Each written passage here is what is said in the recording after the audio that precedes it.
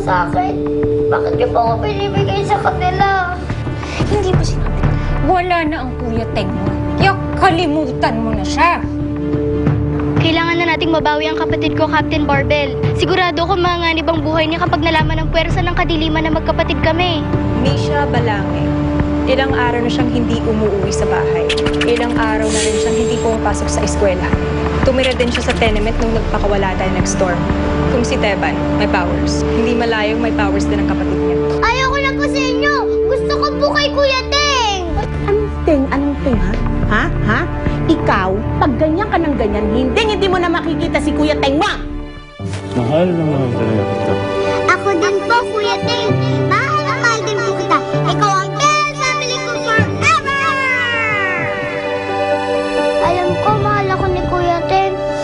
Kailangan makalis na ako dito.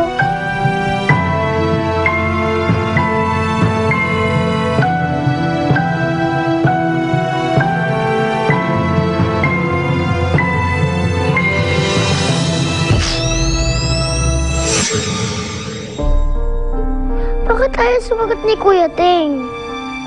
Siya pa nga.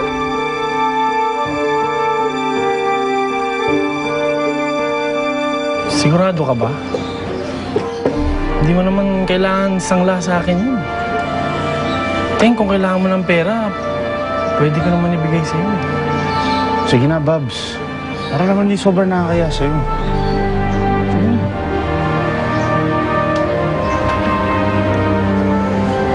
Sige. Pero tatago ko lang to, ha?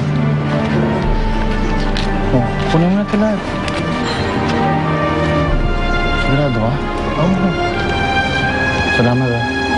Anong mahingi kay wifi, ha? Sige na.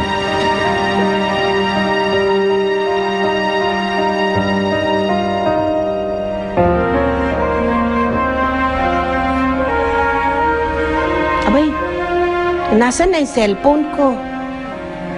Ay, nalaglag yata sa kwarto ni Lelay.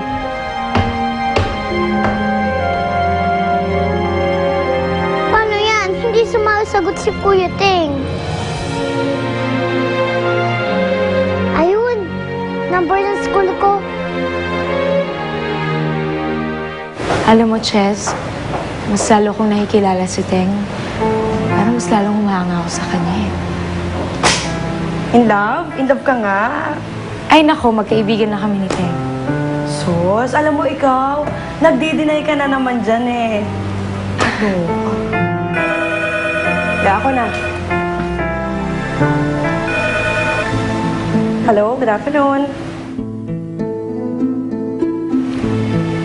Antaya, para sa'yo. Bata eh.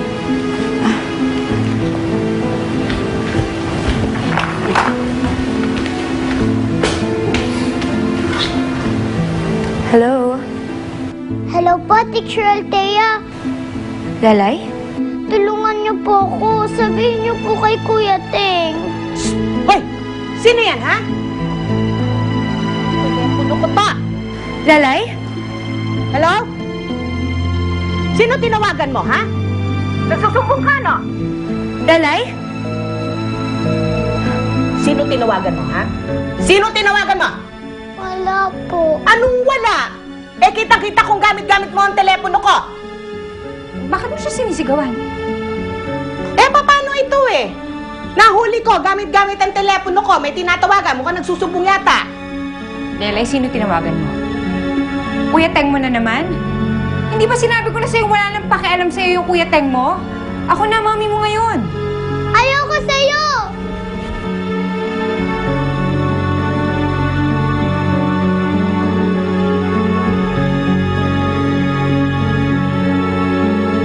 Sino ba yun? Si Lelay. Si Lelay humingi ng tulong. Tulong? Oo.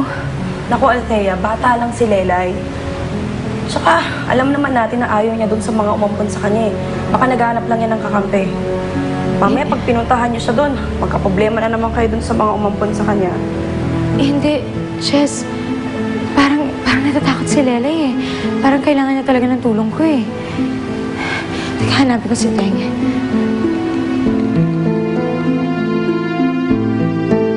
The subscriber cannot be reached.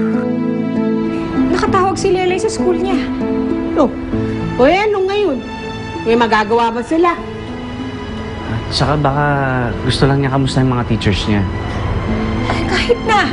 Alam mo naman yung mga bata ngayon, mahilig mag-imbento ng kwento. Baka mamaya kung ano na sinabi sa mga tao doon. Sugurin tayong lahat dito. Oh. Wala naman tayong ginawang masama kay Lela eh. Di ba lahat naman ng gusto niya, binibigay naman natin sa kanya. Tsaka inaalagaan naman natin siya. Ako, tiyan mo nga yan. Kahit na ano pa sabihin yan. Walang maniniwala doon, bata lang yun. Ano? Dan, ano kaya, magbakasyon tayo. Kahit hotel lang, ilang araw lang, sigurado mag-i-enjoy si Lelay doon. Uy! Ako din mag-i-enjoy doon. Doon tayo sa may casino, ha? Na! Sige, kung yun ang gusto mo. I'll make reservations right away. Thank you.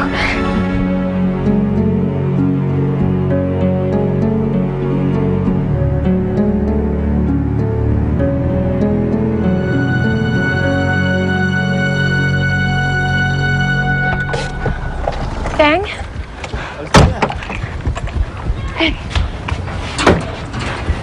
Tumawag si Lelay sa school. Humihingi siya ng tulong. Tulong? Hindi ko alam eh. Naputol yung pag-uusap namin. O sige, papunta ko na siya. Sasama na ako sa'yo. Pero, Althea, Gusto ko rin malaman kung anong kalagayan niya. Tsaka mas mabilis tayong makakarating kung dadali natin yung sasakyan ko. o sige tara. Ha?